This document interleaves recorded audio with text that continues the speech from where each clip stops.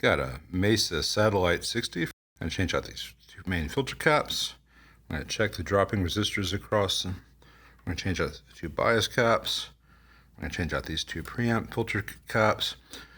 This carbon comp's going away. Those have already been changed out to metal oxides. It would have been carbon comps originally. Those fail all the time. And these two caps right here, the output coupling caps on the phase inverter, often leak in these amps. They're 400 volt ratings. You can see the 400 volts right there. And when that leak happens, it puts positive voltage here where there should be negative voltage, and then tubes tend to die. And it's just easier to avoid that by changing out these orange drops for some 630 volt rated film caps. Let's get started. Okay, filter caps changed out. Bias caps changed out. Those 400 volt caps have been replaced with these Panasonic 630 volt caps. 2 watt metal oxide here where the carbon comp was. And everything's sounding really good.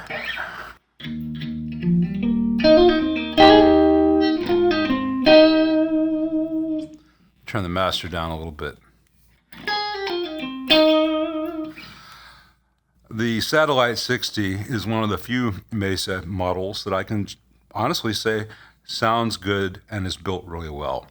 Aside from the built-in failure modes of that carbon comp dropper here and the carbon comps on the screen grids and the 400 volt caps that leak, as I already pointed out, which are all very inexpensive to change out, the rest of this amp is very simply constructed and simply sounds good.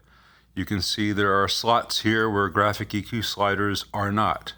You can see there's huge bunches of stuff that could be on this board, which are not on this board. I think this shares the board with the Mark III.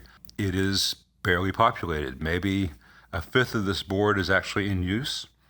It's a very simple circuit. It's essentially a 5E3 deluxe channel from like a Tweed Fender with a single tone control, and then an effects loop and a master volume and presence control feeding a super reverb output section. Close enough to that. So it's a very clean, solid state rectified 50 watt amp with a 5E3 deluxe preamp.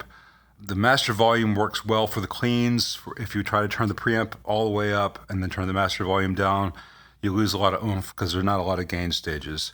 So if you're using this thing for overdrive, it will take your head off. Think live it leads, especially with the EV speaker that's in the cab, the 90-pound speaker that comes with. So, it's very much of its time. It's a very heavy, very loud, clean amp. I would not recommend using the amp for overdrive because it has to be allowed to do that, and it is loud, and people will hate you. But it is the proverbial great pedal platform. So use overdrive pedals, distortion pedals, whatever you want into this thing, and it'll just sound great.